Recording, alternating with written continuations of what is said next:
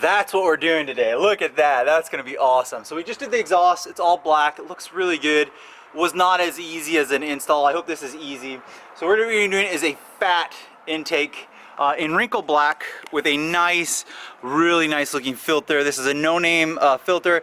I'll have to look in, I don't remember the brand of the intake, but it's gonna look really, really, really good. So what I'm gonna do is show you guys today how to install a 2000, I think that this is 2007 to 2021 V8 Toyota Tundra. Really nice intake. So let's go ahead and jump right into it. Let's start it. Okay, first step, number one, we're gonna remove this right here, just like that. Number one done. Followed immediately by just removing that little rubber hose off there. These are all super easily on there. So off, that's number one and two. Okay, number two, remove this zip tie. You can just pinch it with pliers and it'll come off the airbox lid. Okay, now we're gonna remove these four clips, unclip. See that right there, right here. This filter's really dirty, by the way. I think I looked at it already. 1, 2, 3, and then the fourth is on actually the engine side. Okay, the next thing you're gonna do is take your 10 millimeter right here and we're loosen this. Now the whole assembly should come up. You also have to do the MAF sensor, so unplug the MAF. Okay, so here's the MAF. We're gonna set that aside, the little wire there. Dirty air filter, pretty bad. There's the air box that we're gonna be removing, the lower part. So here is the lower part of the stock air box, 10 millimeter, the four clamps on top. We don't set aside. I did come in here and already clean this because I'm a freaking clean freak. It's what I do. All clean. Here is the area that we're going to be working with now to install the new short ram intake is what I'd call it. Okay, you're going to remove, I accidentally did both, but you're going to remove one of the ground wires here. One of the ones right here, I have both of them. And then you're gonna remove this, the washer fluid mounting point. This is probably gonna be where the heat shield goes. Okay, we're working on the heat shield. This is pretty cool. So you reuse the bolt that you removed from step 2, and then the ground that you moved over here, you reuse that one. Let's make sure you guys get a good eye on it. I'm gonna take you bolt by bolt. I try to do always bolt by bolt. Right there. 10 millimeter, 10 millimeter, 10 millimeter. You guys will now have this first heat shield on. Okay, so 10 millimeter, 10 millimeter. I don't know what those are. I haven't tightened those yet. But you're gonna have to put the little spacer kits. See that? That's just gonna be where the intake mounts onto the heat shield. Washer, spacer down there. That should align pretty spot on. Now we're gonna use the supplied 5/8 hose for the breather that will go in, and they do give you a little hose clamp, kind of a cheesy one. It's not like an OEM looking one, but it works. Now that you have that on there, the hose, we're gonna go grab the actual intake. I would recommend putting the little Allen bolts in before. So do the Allen bolts. There's 4 of them right on the heat shields. This is mainly gonna rely on the heat shield for bracing. So let's go ahead and grab the intake now. Okay, so we've done these, the clamps right there. There's a 14 or 10 millimeter and a 14 millimeter. Those aren't the tightening. It's a, I actually want to show you guys what the wrench size is. It is a 9/16, I think is what it is, or 9/32. Tighten those down, so both of those are tight. Move over there, we tighten the new 5/8 with the 9/32, I think. And that brings it back over into here. Let's look together. Right there, see that? Hold on one second here, you guys. Perfect. There we are, just like that.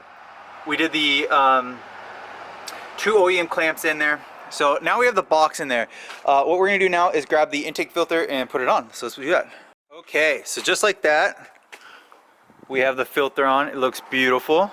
Looks really, really good. That looks amazing, awesome. I'm gonna wipe that down. Now, of course, we need to fix one thing on the truck.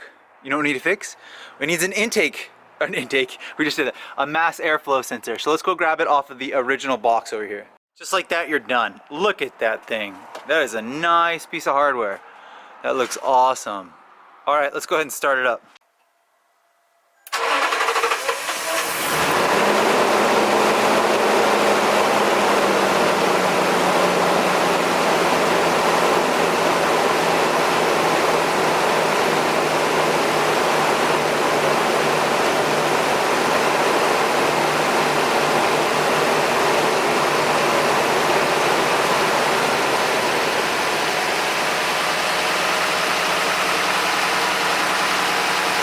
This truck is so sick now. Okay, it's awesome.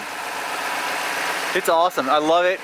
Perfect. Looks really good. I think I'm gonna have to paint this black, or maybe even red or something like that. But I think I need to get this professionally painted. Maybe I can try it myself. But wow, this engine bay, these headlights, this truck, the new exhaust. All right, let's do some peppy, so you guys can actually hear the induction noise. So let me put your camera right over here, and then we'll go get some induction noise.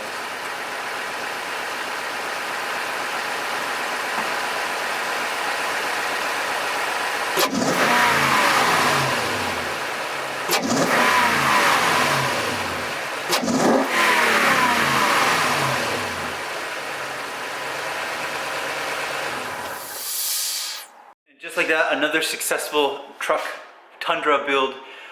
Intake is awesome, pretty easy install, definitely like a 2-star, not like a 1-star where you're just like putting stickers on, but definitely a 2-star, very easy, very nice quality, very aesthetic, very good color. I like that the intake is not like some chrome, it's actually a matte wrinkle black, which I like. In addition to that, it's also the intake filter is like gray white, very aesthetic as well, looks really good. So overall, I really like the intake. I definitely recommend it. Loving the new exhaust. I feel like I have a hot rod muscle car now. Pretty sick, pretty awesome. So it's a really cool truck. I really like it a lot. I'm really enjoying the Tundra. Next thing is on the Tundra, I'm gonna do a third brake light on top. I'll show you guys how to do that. It'll be super easy. Believe it or not, I bought Anzo taillights. They already have water in them.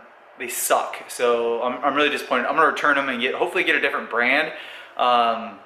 I've owned Anzo a lot and they seem to do pretty okay, but immediately they filled up with water. So the seal cone on the rear taillights aren't very good. So we'll be changing that out soon. Got the new exhaust, the new intake this weekend. We'll do the third brake light. I got a radio that I'm gonna be doing, or a stereo, touch screen, plug and play. It should be really cool. That's about it. The truck's really coming. Oh, I got some wheel spacers. I'm gonna paint the wheels black.